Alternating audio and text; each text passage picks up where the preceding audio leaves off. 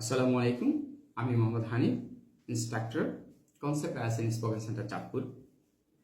আমাকে অনেক স্টুডেন্টরা ফোন করে থাকে, স্যার আমার একটা আইএলটিএস স্কোর লাগবে, আমি দেশের বাইরে পড়তে যাচ্ছি, আমার আইএলটিএস স্কোর হলে আমি স্কলারশিপ পাবো। অনেকে আমাকে ফোন করে থাকে যে স্যার আমি বাংলাদেশে জব করি, কিন্তু স্যার আমার কোনো প্রমোশন হচ্ছে না, শুধু একটাই কারণ, আমি ইংলিশে কথা বলতে পারি না।